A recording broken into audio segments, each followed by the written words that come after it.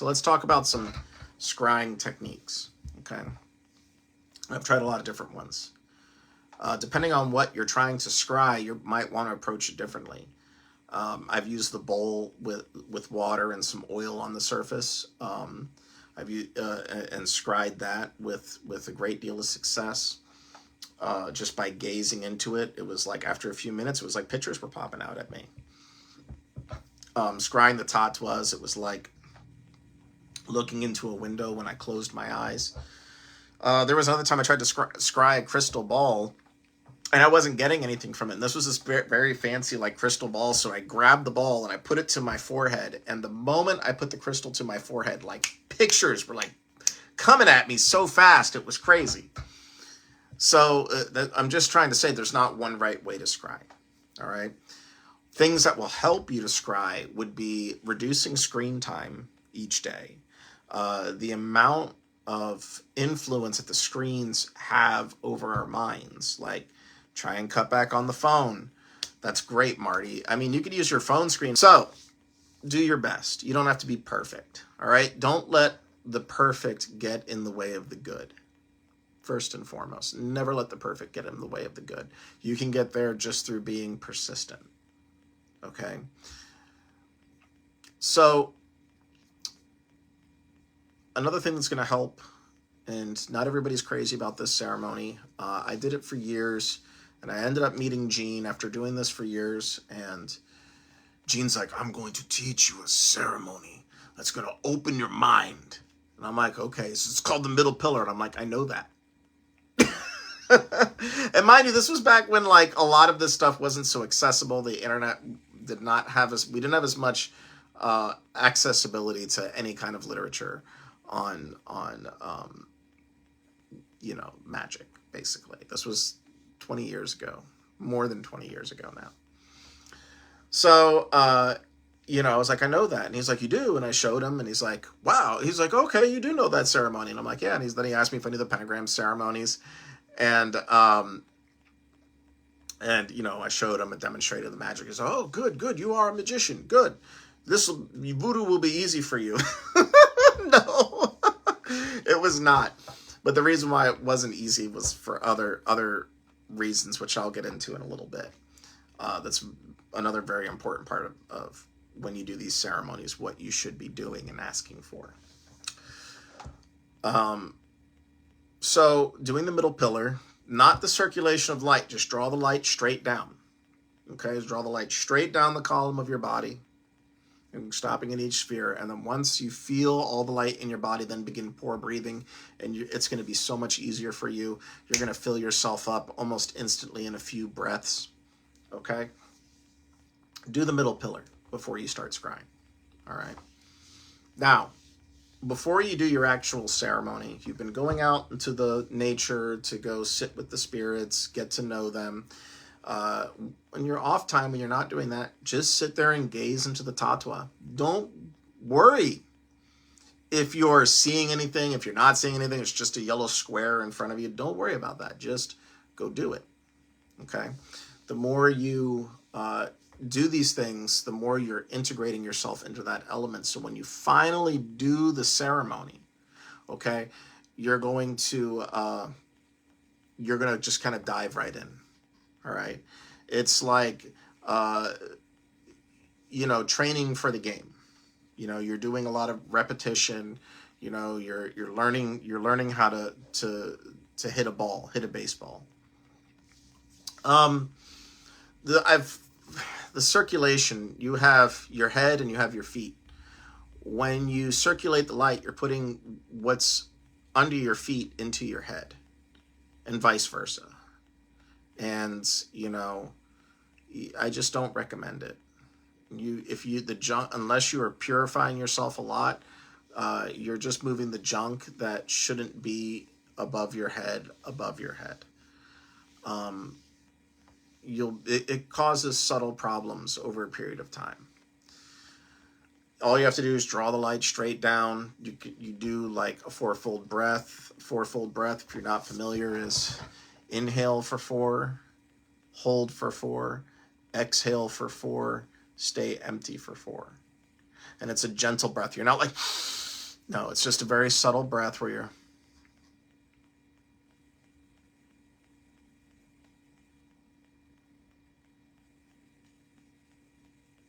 That's it. You couldn't even tell I was breathing.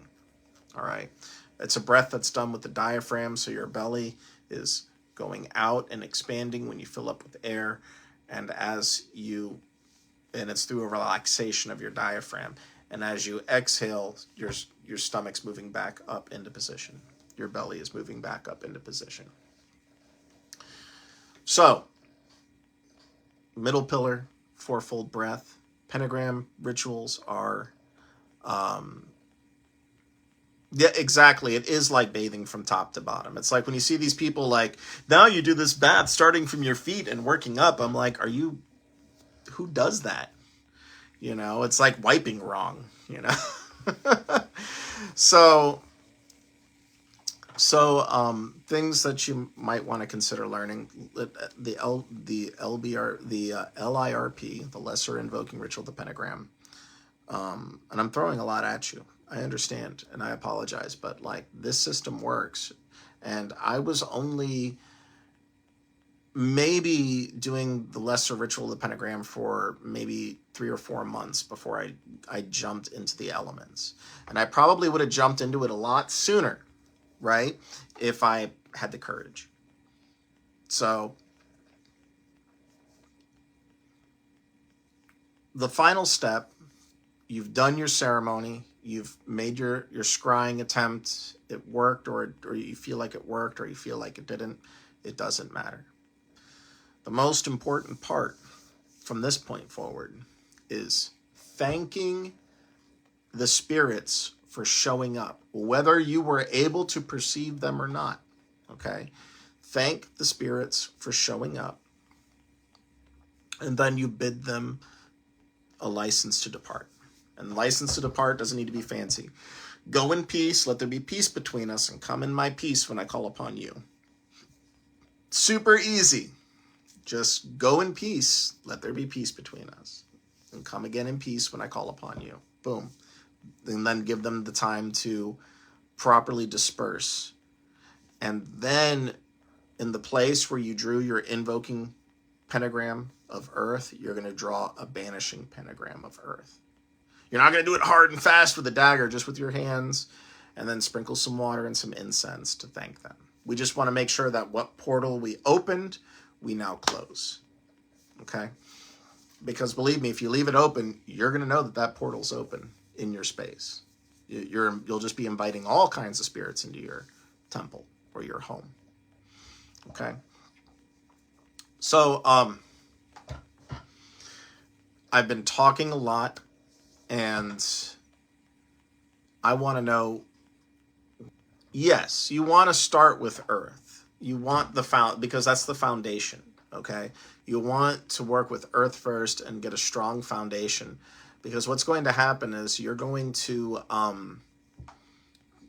you move upward through each of these elements, and then when we come back down to the elements, it's a slightly different formula, okay? The formula changes a little bit when you come back down to reintegrate all these forces in yourself. But first you have to experience it through like the normal movement through the grades, and after doing that, you'll see, like on the way back down, that when you return to earth with the knowledge and experience of doing this type of magic, that you yourself will be transformed. And your life should be transformed in a very positive manner as well. One more thing, we're talking about I've just brought up that something I wanted to talk on and touch on earlier about, like, another reason why people didn't like Golden Dawn magic is it's very super like moralistic and like Victorian, and like, oh, you know, you need to be humble, and you should never ask for money, never ask the spirits for money, you're only profaning them. When you greet the spirits, when you see those spirits and you greet those spirits for the first time, you make your demands. You tell them that you want money, that you want good health, that you want success, that you want good luck, that you want all the good things that life has to offer. You want to be prosperous. You want your family to be prosperous. Okay? You ask for riches. You ask for luxury. You ask for all the nice things. Don't ask for vague stuff like wisdom. Let me tell you what happens when you ask a spirit for wisdom. You want wisdom? Get ready for some trials. Okay? Get ready for some trials if you want wisdom. Life will get very hard for you if you want wisdom until you are wise enough to deal with all the stuff that life can that could be thrown at you in life. Okay? Ask for money. Ask for your life to be better. It's enjoyable, luxurious, and have all the things you want out of that anyone could want out of life. That's what you do when you call those spirits. All right? And if you've got enemies, people you want to punish, you just tell those spirits, put them to shame. I want to see my enemies put to shame. Boom, done. You don't even need to get your hands dirty. When you start making friends on the other side, you'll find that you don't need to make your hands dirty at all. Okay? And there's no moralizing about it. You can do whatever you feel you need to do with your spirits. I see people, and I was one of those people. My life was a wreck. And because I had bad guidance from a bad teacher at that point in my life, who was like, who was afraid to ask spirits for money because it might corrupt the spirits. The spirits are incorruptible. We are corruptible. The spirits, they never change. Okay? The spirits will never change. And the worst they can say to you is no. Okay? That's the worst they can say if you ask them for money. No. I don't do that. And I go, okay, thank you. Anyways, can you bring me prosperity? Cool. Can you make sure I have good luck? Cool. Can you help me get this raise or this job that I want? Cool. All right, thanks. Some won't outright bring you money, but there's other ways around that too. Okay? Can I have all of your good blessings for my life to be a better life? Boom. But all this nonsense, we don't ask spirits for money. Money is like your life force. You run out of money, you can die from not having money, right? So let's not try and take these notions from Victorian trust fund babies, whole cloth. All right? We need to make our own minds up, and we need to take our own risks because we're magicians. And you want to be a good magician, you have to be unafraid of taking risks. Okay? You want to be successful in life, you're going to take a few risks. If you want to, and here's the thing, when it comes to the spiritual elevation, the spiritual growth, just by doing magic, by doing these things, you will grow spiritually. You will gain spiritual authority. You will come to a deeper understanding of yourself. Just by simply doing these things. Even if you did nothing but an LIRP for the rest of your life, that was all you did, you would still grow. One day you would get up and do that banishing ritual, and suddenly you're doing the sign of the Emperor, and all of a sudden you see an elemental landscape unfold before you, and your consciousness flies out of your eyes across that landscape before returning to you, and you hear the God name reverberate all around you. That happened to me once. I wasn't even on any drugs. I was just doing the ceremony. And I went, brrr, and left my body and came right back. Just the way it was described by, I think, Regardi or somebody described the LBRP that way. So if you just do these simple things, you will grow and you can improve your life.